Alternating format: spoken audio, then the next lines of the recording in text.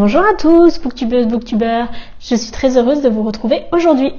Comme vous pouvez le constater, je suis toute seule. Et oui, j'ai donné quelques jours de congé à mon tableau, car je ne vais pas vous présenter un roman. Aujourd'hui, je vais juste répondre à toutes les questions que vous vous posez sur la vérité sur l'affaire Harry Kéber.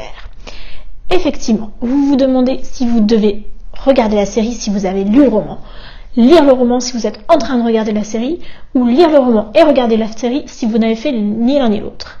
Des questions existentielles qui doivent sûrement hanter vos nuits et auxquelles je vais tenter de répondre. Commençons par le premier cas de figure. Vous avez lu le roman et vous souhaitez regarder la série. Allez-y. Surtout si, comme moi, vous ne vous souvenez plus trop du roman, encore moins de la fin, donc vous gardez quand même un peu toute cette candeur et vous regardez la série quand même avec le suspense de savoir ce qui va se passer. Parce qu'effectivement, la série a beaucoup moins de suspense que dans le livre. Au niveau cinématographique, des fois c'est un peu bizarre, c'est pas du grand cinéma, mais cependant les lieux de tournage sont exceptionnels, c'est vraiment très beau. Et surtout, argument ultime, il y a Patrick Dempsey. Donc rien que pour ça, on y va, on regarde. Passons maintenant au deuxième cas de figure. Vous n'avez pas lu le roman et vous êtes en train de regarder la série. Lisez aussi le roman. Joël Dicker est un talentueux écrivain. Son histoire est sublime. Il y a vraiment énormément de suspense. On n'arrive pas à lâcher cette histoire. Vraiment, moi, j'étais prise dedans. Pour la petite anecdote, moi, je l'avais écouté.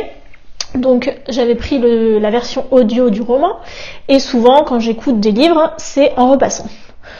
Donc je repassais, j'écoute cette histoire, et là, je me suis mise à repasser mes draps, mes torchons, j'avais plus rien à repasser chez moi, du coup qu'est-ce que j'ai fait? J'écoutais encore le roman en mangeant, en me préparant, en faisant du ménage, dès que j'avais 2 minutes, je mettais le CD et j'écoutais tellement j'avais envie de savoir ce qui se passait. C'est vraiment un roman qui m'a marqué et qui m'a donné autant envie de tourner les pages, même si je pouvais pas tourner les pages, puisque c'est en version audio, mais vraiment envie de savoir la suite. Et passons enfin au dernier cas de figure. Vous n'avez ni lu le roman, ni regardé la série. Qu'est-ce que vous faites? Comment vous avez pu passer à côté de ça? Non, franchement, comment? Bon, si vous êtes dans ce cas-là, rassurez-vous, il y a une solution. Selon moi, c'est de commencer par le roman, parce que justement, vous aurez envie de lire et de savoir ce qui va se passer, etc. Et de découvrir toute la poésie du texte, plus que dans la série, forcément. Et surtout, une fois qu'on connaît la fin, qu'on a vu dans une série, c'est vrai que c'est dur de revenir au roman, parce que il n'y a plus justement ce suspense de savoir ce qui va se passer, etc. Comment elle est morte, et cela. Donc, commencez plutôt par le livre, et après, regardez la série.